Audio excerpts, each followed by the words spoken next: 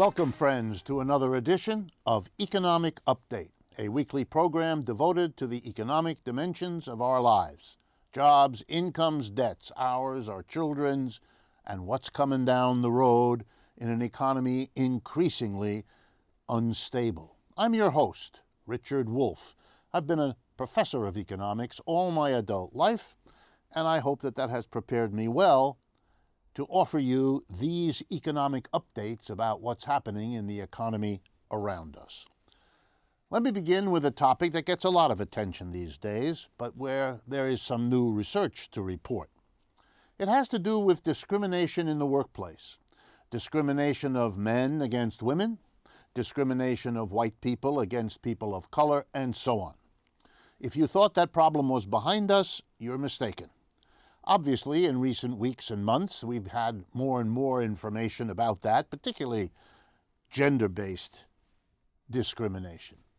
The Pew organization, PEW, which does wonderful research and polling, has just completed a new report, and it came out just shortly after a very famous situation developed at the Google Corporation, in which one of their employees, James Damore, was effectively fired because he publicly opposed steps being taken inside the Google Corporation to deal with gender discrimination against women. Pew decided to ask thousands of men and women about their own personal experiences. Have you seen or experienced discrimination that you could clearly identify as such? And the results were extraordinary and clear. Men much less frequently experienced or noticed discrimination. Women, I'm talking about gender discrimination here, much more. They complained about it, they described it, they detailed it. It is a reality. It has been a reality for a long time.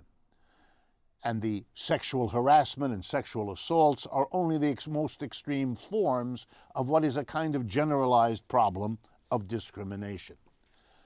I don't have much to add to what is being said publicly, and I don't want to waste your time. So let me only offer one other way of thinking about that.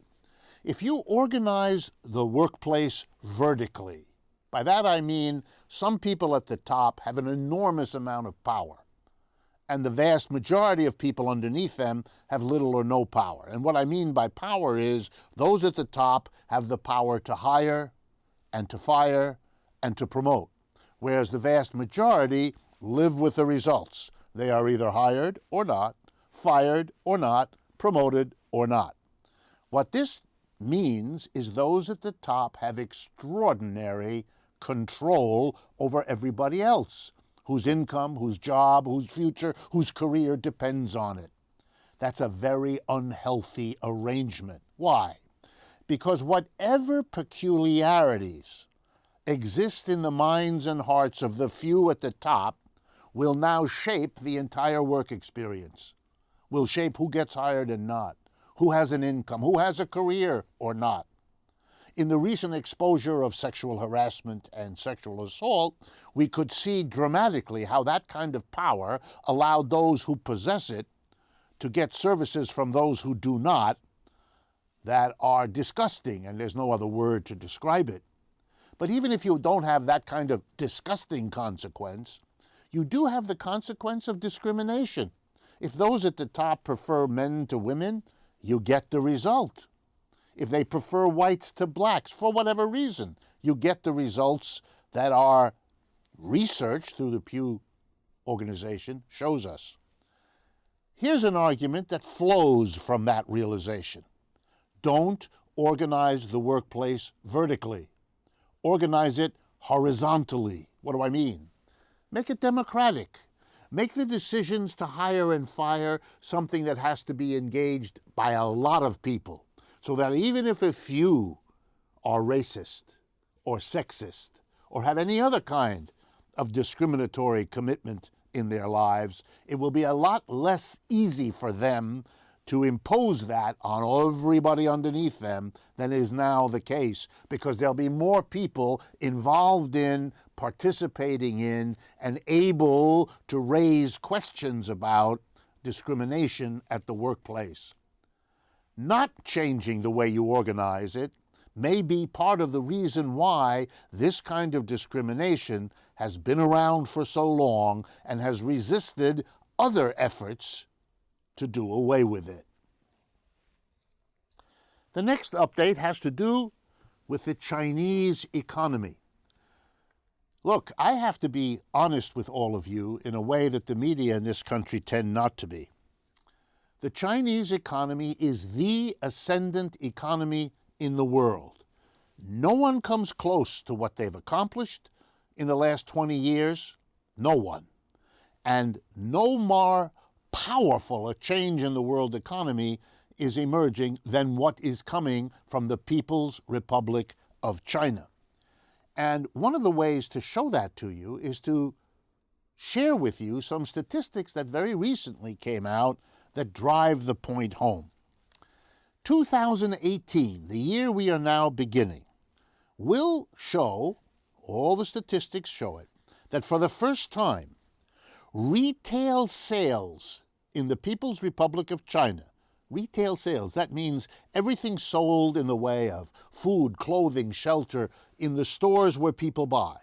Retail sales in China will equal or surpass those in the United States, which used to be number one, which had been number one in total value of sales for more years than most of us have been alive. That is no longer the case. That is a historical change of enormous importance. Why? Well, the reasons are so many you don't know where to start. It means that companies producing for the retail market, which most companies do, are now going to look upon China as at least as important as the United States for their survival, for their profits, for their growth.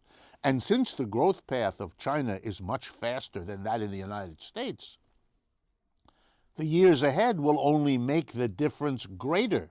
The Chinese economy will become more important to the producers of food, clothing, and shelter. Their profits will become more dependent on keeping their markets in China, which means accommodating to the Chinese demands for how you do business there, accommodating Chinese political objectives, domestic and foreign. If you want to understand why Mr. Trump, like his predecessors, has had to qualify his noisy protestations about the Chinese, it's because the economic reality of their importance is making every American corporation selling in China, and that's most of our big corporations, the allies of China. Why? Because they don't want to disturb the relationships with a country that has become this important. Let me give you an idea of some of the implications of all of this. First, why has the Chinese economy zoomed up so that it's as big in terms of retail sales as the United States? Well, let me just give you the last 10 years. 2008 to 2018. This has been a time of difficulty. Global capitalism crashed in 2008. The last 10 years will be, they already are, being called a lost decade because the wages of Americans went nowhere over those 10 years. We're not earning that much more today than we did 10 years ago on average. The super rich have done fine, but everybody else, not at all. We've documented that, as have others, for many, many months. But over the last year, in the Chinese economy, which was also hit by the crash in 2008, their response has been completely different, and, there's no nice way to say this, infinitely more successful. The per capita income in China 10 years ago was roughly $2,000 a year. The per capita income in China today is roughly $8,000 per person per year. The Chinese economy has quadrupled its productivity in that time. The United States, nothing remotely like that. That's why the lines are converging, and that's why the Chinese are taking off. It means that an American company is now more likely to advertise in China than in the United States because it's a more important economy for them. They're going to hire Chinese graphic designers. They're going to hire talent in China to help them figure out how to do what advertisers have to do in a retail environment. They're going to hire people to work with the public. They're going to what? They're going to endow university chairs in Chinese universities to get their products and their companies known in the academic world. They're going to be doing in China more and more of what they used to do in the United States. The world economy is changing. And mostly here in the United States, what we have in coping with that is denial, the pretense that this isn't happening and that it won't have all kinds of consequences. Let me drive the point home with a couple of more statistics. Last year, in 2016, the last year for which we have data, 17.6 million vehicles were sold in the United States. That's a lot of vehicles, 17.6. Keep that in your mind. How many vehicles were sold in the People's Republic of China in 2016? 24. Let me do that again.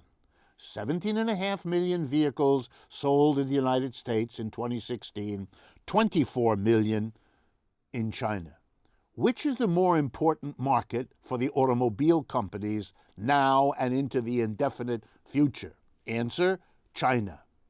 For American car companies who currently sell 1 out of 5 cars sold in China, sold by an American company producing there, that is their future.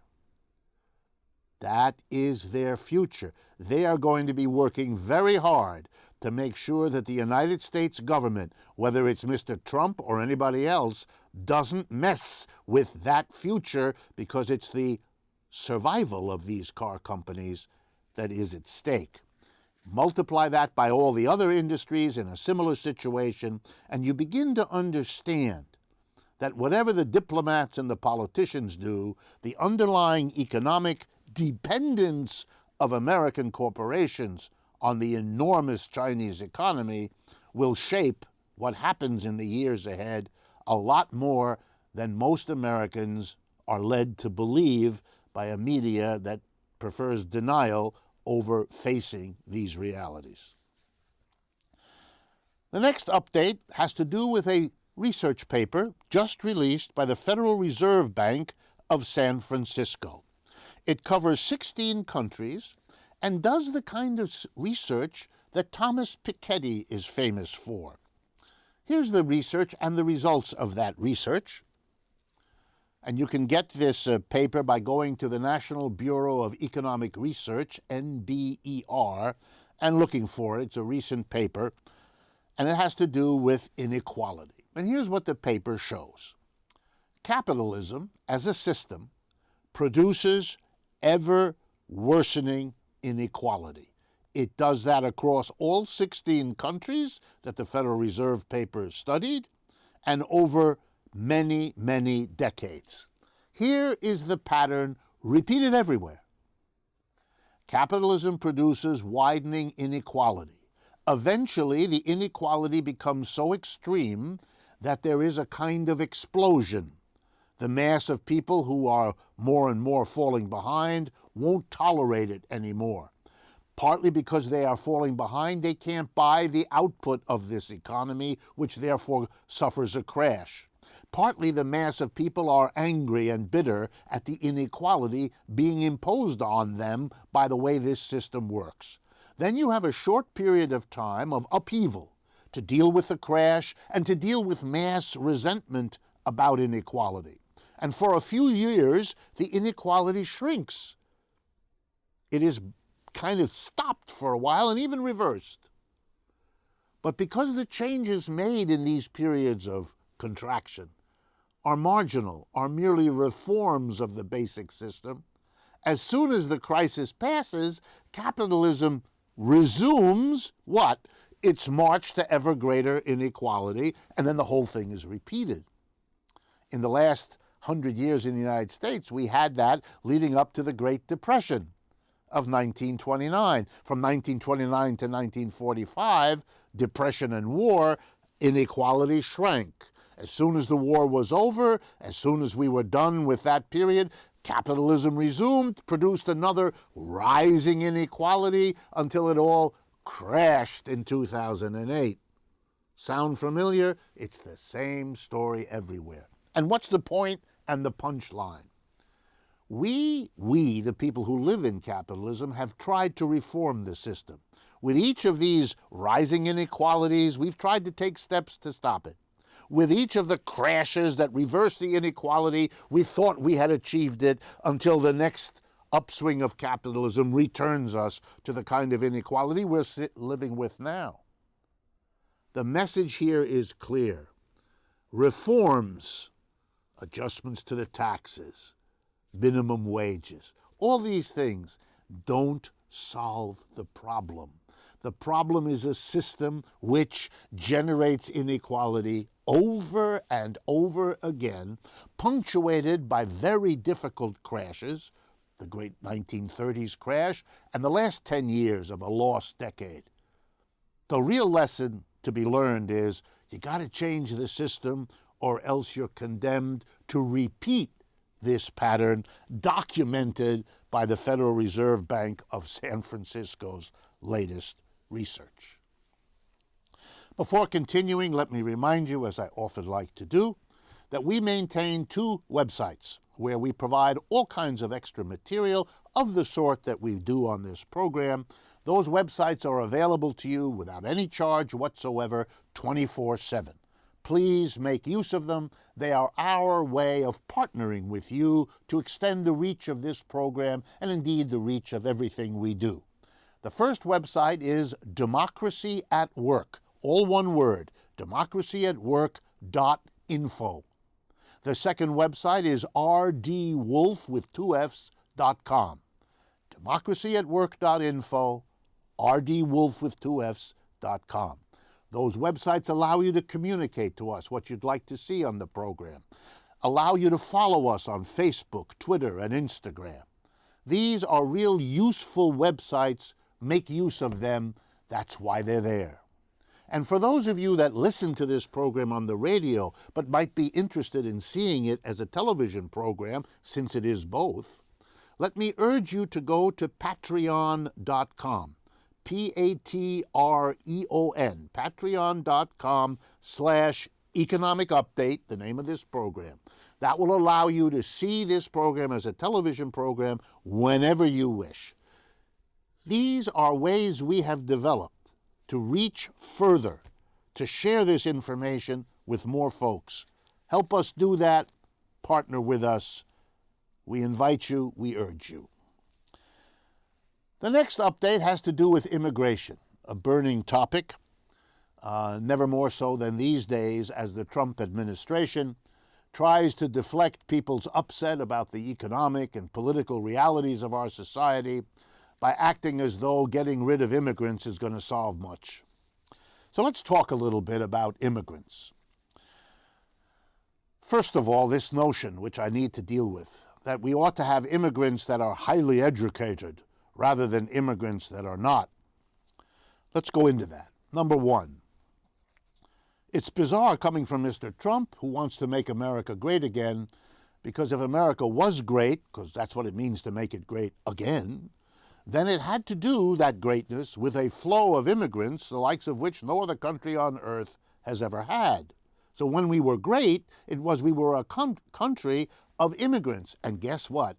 From the beginning, the overwhelming majority of immigrants had no formal education whatsoever. They were uneducated people. And it took the United States to show the world that you may be uneducated in some ways, but you have lots of ingenuity, lots of skill, lots of commitment, and lots of hard work that can make a country great. What in the world is the lesson you draw from that? It's not the one you hear in the newspaper. But there's another economics of immigration I want to drive home. Let's suppose the United States were successful in getting educated people to come into the United States. Let's go over what that means.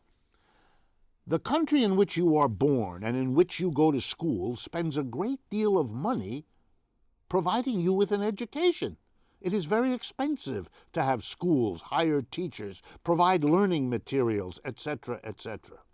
What in the world do you think we're doing to the rest of the world if we outsource the costs of education to every other country in the world and then say when you get to be 21 years of age or 25 or 30, then you come to the United States? The other country bears all the costs of giving you productivity, and the United States gets the benefit of all the productivity you provide when you work. That's a way of making a rich country, the United States, richer, and the poor countries from which these educated people come even poorer. They have to bear the costs of the education, and they don't get the benefit because the person leaves. That's a real serious problem, and it has been a serious problem for a long time. To act as though there's no cost to the rest of the world means that you're going to make the inequality in the world between rich and poor countries worse by this sort of immigration. Take everybody. Otherwise, you haven't learned the lessons of history, and you're not doing the world right now any good whatsoever. Inequality between men and women we've talked about. Let's talk about the inequality between black and white. I know a lot of people don't like to hear this, but every now and then it's really good. Let me give you the results of all the statistics that have been done for 2016, the last year for which we have it. I'm going to compare black and white. 3 statistics, real simple. What's the ratio between what white people earn and black people earn in their jobs? Median hourly wage. 50% people get more, 50% people get less. But it's a good way to compare. Black people get 75% of what white people get. Median hourly wage. Okay, now let's move to the household. What's the median household income when you put together what husband and wife or partners are both earning? Now already we're starting to shrink. 60%. African American median household is 60% of the white one. But now we get to median family net worth. How much property, how much wealth does the family, the average family, the median family have? And remember why the wealth of a family is important. If you have a sudden illness, if you have a sudden accident, if something in life happens that costs a bunch of money, or that interrupts your work so you don't earn income for a while, you turn to your savings, your wealth, to see you through a hard period. In 2016, the median family net worth of a black family in America was 10% of a white family's. White families had 10 times more wealth to turn to if something unfortunate happened to them in their job, in their health, in their personal life with a divorce or whatever it might be. This is a capitalism that has not overcome inequality. It's a system that discriminates. It's a system that systematically puts African American people at a disadvantage. There's no way out of that. And one of the consequences is, in a way, my last update for today. One of the consequences of that inequality. And this has to do with a report issued in January 2018 by the United States Civil Rights Commission, a government body in Washington. And it talks about, the name of this report, public education funding inequity. And basically, here's what this report finds. That students from ethnic, that's a nice way of saying not white, students from ethnic and poor neighborhoods, guess what? They get poor schools, poor education, low spending per pupil. In other words, we haven't lived up to the so-called promise of America called equal opportunity. We haven't given people from poor backgrounds, from poor families, people who have 10% of the net worth that white people have, we haven't given them a way out by giving them decent schools. It's not that we haven't given them extra schooling, which would help get things equal. We haven't even given them equal schooling, which couldn't have been expected to undo the other inequalities. No, we've done worse than that. We've provided them, according to this report, poorer schools, poorer quality educations than we have provided to the white folks in this society.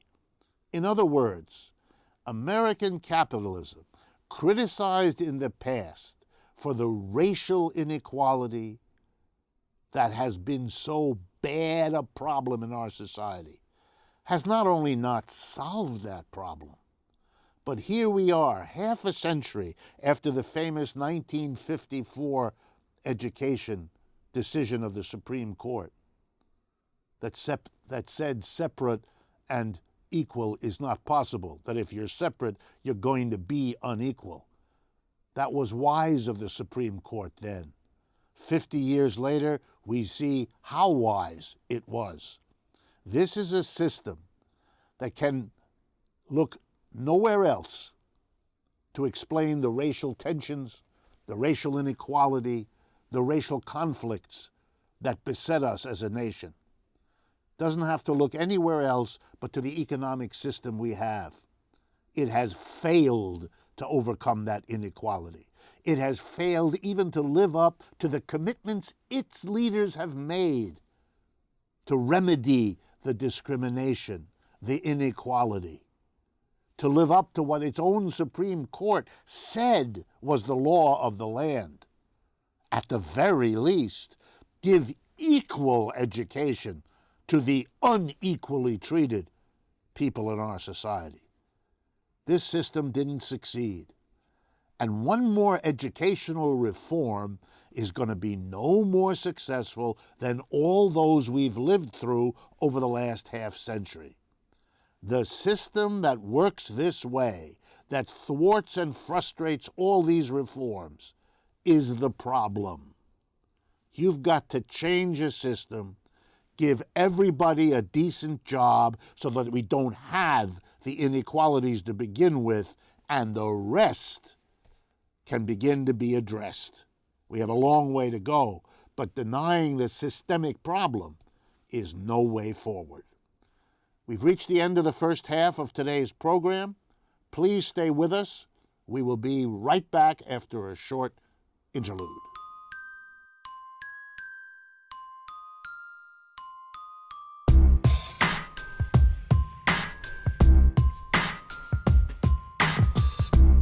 Welcome back, friends, to the second half of Economic Update.